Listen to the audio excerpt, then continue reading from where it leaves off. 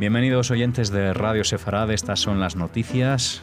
Las comenta Jorge, ¿qué tal? ¿Qué tal, Alejandro? Y estos son los titulares.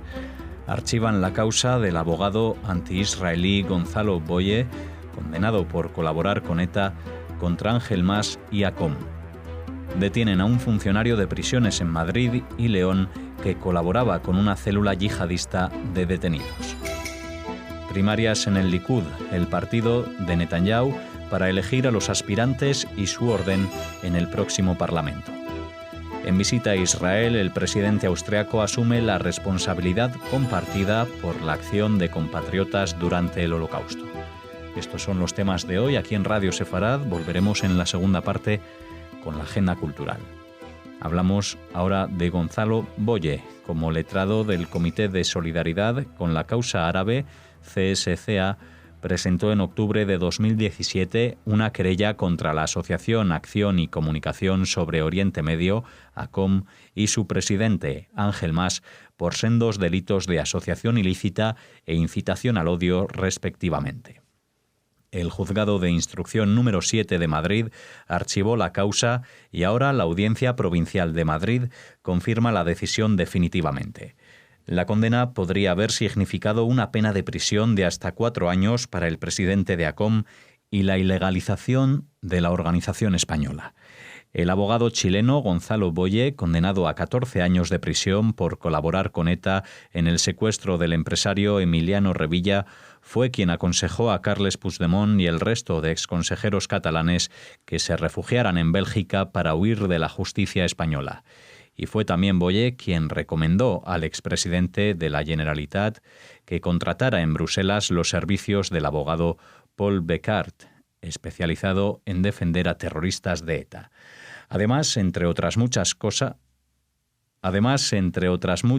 de las organizaciones y causas antisemitas que defiende, se encuentran el Palestinian Center of Human Rights, ligado a la organización terrorista Frente Popular para la Liberación de Palestina, y a diferentes grupos del movimiento BDS contra Israel.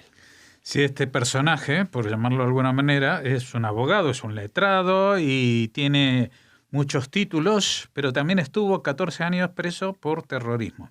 Yo no entiendo muy bien cómo se hace esto de que alguien va a la cárcel, cumple tantos años por colaborar con ETA y después pues sigue ejerciendo de abogado y puede incluso presentar querellas contra otra gente, etcétera, etcétera. Bueno, pues este señor está ligado a dos cuestiones que en cierta medida también puede ser que tengan algo que ver, que son el tema de la solidaridad con la causa árabe, por llamarlo de alguna manera, que estamos hablando de la organización terrorista Frente Popular para la Liberación de Palestina, que es la misma de la que estuvimos comentando esta semana, a la que pertenece Leila Khaled, que mató a los atletas de Múnich, etcétera, etcétera, y secuestraba aviones, y siguen actuando de forma, digamos, ilegal, y son declarados terroristas por la Unión Europea, entre otros, o sea, también por España. Pero él está ahí y está también en otras cuestiones y también, mira tú por dónde, en el tema de los fugados del proceso, es decir, Carles Puigdemont y todos los que se han ido a Bélgica, que los ha defendido el abogado que estaba especializado en terroristas de ETA, etcétera, etcétera. Aquí tenemos, digamos, lo mejor de cada casa y, bueno, pues presentó una querella contra Ángel Mas, ACOM. Aquí ya saben que muchas veces hemos hablado de esta organización que presenta últimamente muchas demandas contra ayuntamientos y otras instituciones que se apuntan al movimiento del BDS con pronunciamientos que son totalmente ilegales, inconstitucionales e inmorales y que luego tienen que regular en todos los casos porque no es su prerrogativa ni su atributo el boicotear a países y menos de esta forma. Bueno, esto ya se había juzgado en el juzgado de instrucción y se pasó a una instancia mayor, que es la Audiencia Provincial de Madrid, que confirma la decisión definitivamente. Es decir, que esto no ha sido más que un gasto más ocasionado a la gente del Comité de solidaridad con la causa árabe, pero no sé si alguien allí les pedirá cuentas a esta persona, porque evidentemente es más que una persona, es un personaje al que hay que tener muy en consideración, porque no va a ser la primera vez que aparezca ni va a ser la última. La Policía Nacional Española ha detenido este lunes en su domicilio de Pinto, en la Comunidad de Madrid, a un funcionario de prisiones acusado de colaborar con una célula yihadista que operaba dentro de centros penitenciarios en las provincias de Madrid y León. En la bautizada como Operación Kafig han sido arrestadas otras 7 personas, entre ellas 5 reclusos de origen marroquí que, si bien habían ingresado en prisión por delitos de tráfico de drogas, se habían radicalizado dentro de la cárcel. El jefe del grupo había llegado a ofrecer dinero a otros reclusos que abandonaban la prisión a cambio de que atentaran. Incluso ordenaba amenazar y agredir a todos aquellos presos musulmanes que se alejaran de la disciplina de la célula o no cumplían estrictamente con los preceptos de la religión musulmana en su interpretación más rigurosa. El trabajador de la cárcel está acusado de entregar a los internos dispositivos móviles, principalmente pendrives, con material yihadista prohibido a cambio de dinero. Sí, esto nos habla del grado de penetración que tiene el yihadismo en las cárceles, en las prisiones españolas, que incluso llegan a sobornar a funcionarios para que les permitan acceder a material electrónico con el cual seguir radicalizando gente, pero es que aquí, en el caso de esta célula, el jefe del grupo es que es un personaje realmente llamativo, porque no solamente que consigue reclutar o radicalizar a gente que estaban ahí por delitos de tráfico de drogas, etcétera, sino que amenazaba y agredía a los que no cumplían con las leyes estrictas de la religión musulmana en su interpretación más radical, y también ofrecía dinero a los reclusos que salían de la prisión si hacían un atentado. Es que es increíble esto. Esto está tomando unos tintes realmente muy, muy preocupantes. Esperamos que esto sea la punta del iceberg que permita llegar mucho más hondo en lo que pasa en las prisiones españoles, porque la gente se piensa que con esto de que el ISIS en Siria ya desde hace mucho están diciendo que ya está acabado, pues el terrorismo islámico radical no está acabado y está muy en auge en nuestra casa, al lado, en el vecino que vive, y estos trapicheros de pequeñas cantidades de droga que han caído en la cárcel, pues donde se han convertido en personajes muy, muy peligrosos para la sociedad, capaces de atentar, de matar y de cumplir las órdenes de alguien como este jefe del grupo de esta célula yihadista, que yo no sé si existe la posibilidad en las cárceles de incomunicar a los prisioneros de esta categoría que son tan peligrosos, y para que no sigan difundiendo y radicalizando a otros reclusos, ¿no? Se abrieron las urnas para que alrededor de 120.000 afiliados del partido Likud elijan entre los 142 candidatos que compiten por un lugar real en la lista de la agrupación política para la 21ª Knesset, el Parlamento. Un total de 113 mesas electorales fueron habilitadas en todo el país. Previamente se dio a conocer que el primer ministro, Benjamin Netanyahu, apoya a todos los candidatos excepto al exministro Gideon Saar. La radio estatal Kan destacó que se observó mucha ira en el terreno enfocada sobre Netanyahu. Altos ministros y diputados criticaron el ataque de Netanyahu sobre Saar, subrayando que justamente el intento de dañar a Saar lo fortaleció a sus expensas. También el hijo de Netanyahu, Yair, salió en contra de Saar y escribió en las redes sociales que el exministro se había confabulado con el presidente Reuven Rivlin para evitar que su padre arme el gobierno después de las elecciones. Bueno, esto es la interna, las primarias, como diríamos aquí en España, del Likud. Evidentemente, lo que pretende Netanyahu es ir el primero de la lista del Likud, de los cuales van a elegir 120 candidatos, porque ese es el máximo que ocupan todos los escaños de la Knesset. Evidentemente, allí los que vayan desde el número 30 y pico en adelante no van a entrar, pero se van a disputar en estas primarias el orden. No solamente los nombres, sino también el orden. El que reciba más votos irá primero, etcétera, etcétera. Entonces, bueno, dicen que a Netanyahu no le importa absolutamente nadie quién va a ir de 2, de 3, de 4 detrás de él. Pero lo que no quiere es ir él detrás de Gideon Sa'ar, porque Gideon Sa'ar es un político que fue ministro, creo que fue ministro de Educación con Netanyahu, pero que a pesar de alejarse de Netanyahu ha ido acumulando apoyos dentro del partido. Y ya hemos visto aquí en los diferentes análisis que hemos hecho sobre las próximas elecciones que hay algún viso de cambio de gobierno con Gantz y con las listas más centristas, etcétera. Pero Netanyahu sigue confiando en que el partido que va a ser mayoritario es el Likud y no quiere él perder este sitio destacado y cree que el principal problema, más que en la competencia, lo tiene dentro de casa.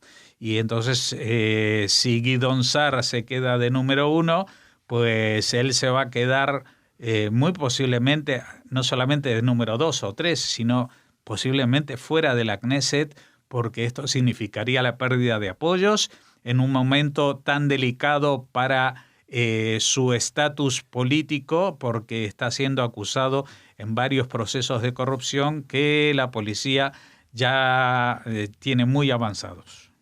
El presidente de Austria, Alexander Van der Bellen, se encuentra actualmente de visita en Israel. Durante un encuentro con su homólogo israelí, Reuven Rivlin, en la casa del presidente en Jerusalén, el presidente austriaco habló sobre el Holocausto. Austria tiene una responsabilidad compartida por el Holocausto. Muchos ciudadanos austriacos participaron y nosotros agachamos nuestras cabezas en memoria de las víctimas con humildad y respeto. Además, el presidente austriaco confesó que admitimos nuestra responsabilidad demasiado tarde y eso causó problemas en nuestras relaciones con Israel en un comienzo. Van der Bellen también destacó que Israel es un baluarte de la libertad y la estabilidad en el Medio Oriente y dijo que el gobierno austriaco tiene como uno de sus objetivos garantizar que los judíos en todas partes se sientan seguros. Bueno, creemos que el comentario del presidente de Austria era muy necesario de hacer. Nos gustaría también que no solamente el presidente, sino que también el gobierno de Austria asuma esta responsabilidad colectiva, porque últimamente en toda Europa y cuanto más al este, más, parecen que se desligan y se desvinculan de cualquier simpatías que hubiera durante la Segunda Guerra Mundial con el nazismo. Y en el caso de Austria es evidente que el Anschluss, la anexión en el año 38, fue recibida con vítores por la población y que se sumaron a la Noche de los Cristales Rotos y que luego muchos oficiales de origen austríaco integraron las filas del ejército y también de las SS, con lo cual su responsabilidad en el Holocausto corre casi tan pareja a la alemana, a pesar de que hasta ahora no habían asumido esa situación, y especialmente en la relación con Israel. No olvidemos que, hace muchos años también hubo un jefe de gobierno austriaco que justamente era judío y que fue el que mayor daño hizo a las relaciones diplomáticas entre Austria e Israel. Y luego hubo otro que llegó a ser secretario general de Naciones Unidas y que resulta que había sido un oficial de la SS. O sea que Austria tiene ahí un papelón con su propia historia y su pasado no tan lejano, así que es momento de que, aparte de esta declaración del propio presidente, que nosotros agradecemos, como todos los judíos del mundo, pues es hora de que el propio país se ponga a hacer los deberes sobre quién es y qué pasó durante esos años. Cerramos aquí esta primera parte de las noticias en Radio Sefarad. Volvemos tras la pausa con la agenda cultural.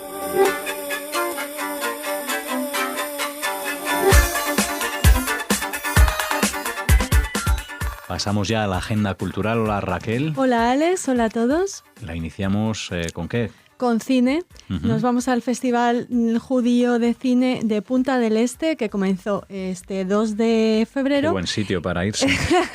A cualquier sitio y además sí, pero al en cine, Punta del ¿no? Este, ya en Uruguay, ¿no? Estupendamente. Ya, creo que es maravilloso. Yo no he estado, pero todo No, yo el mundo tampoco, que... pero solo con lo que me han contado.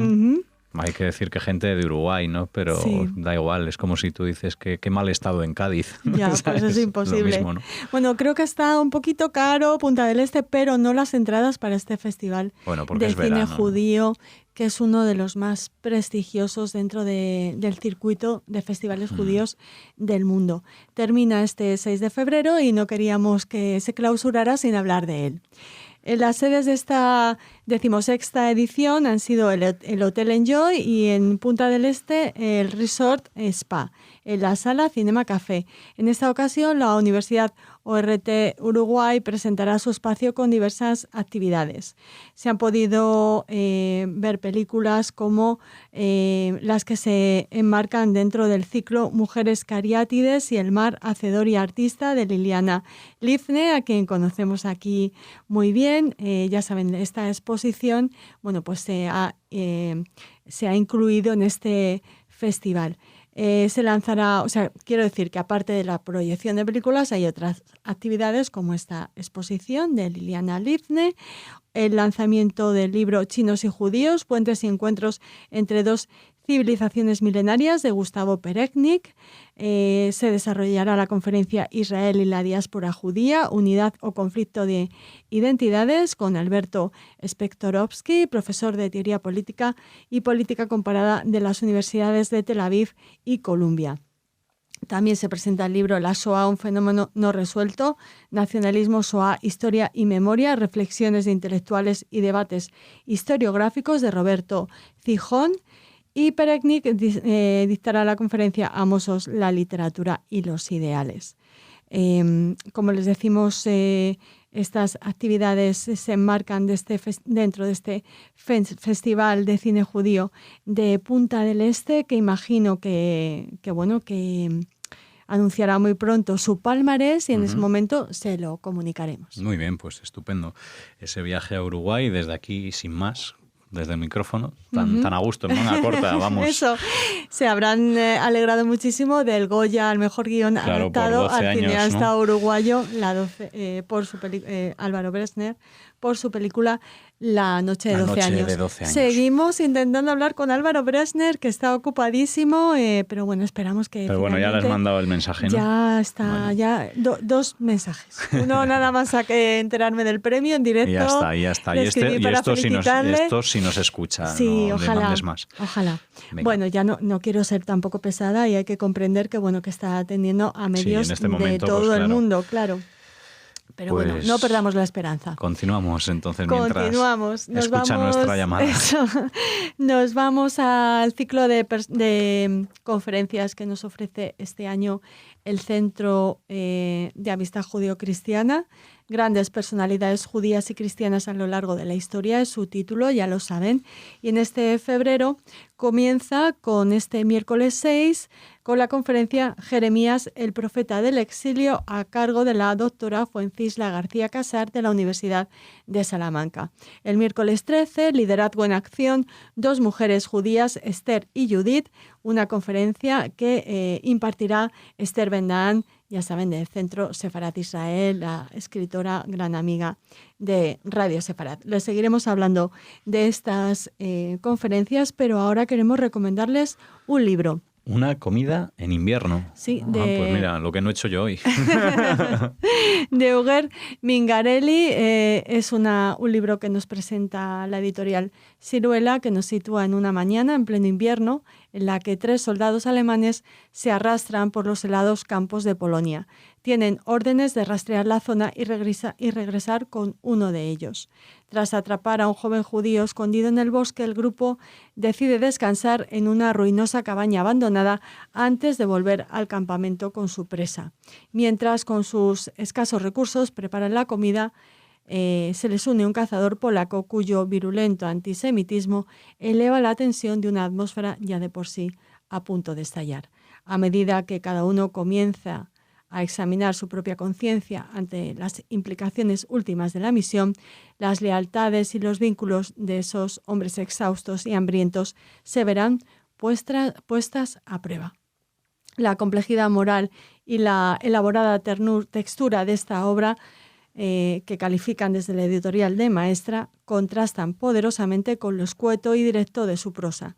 120 páginas tan memorables, tan oscuras y tan humanas que deberían ser leídas en toda Europa. Bueno, pues tiene buena pinta sin duda esa sinopsis, ¿no? de una comida en invierno de Hubert Mingarelli. Hubert Mingarelli. Pues con él nos despedimos con esta propuesta y volveremos mañana aquí con ustedes en Radio Séfara. Hasta entonces.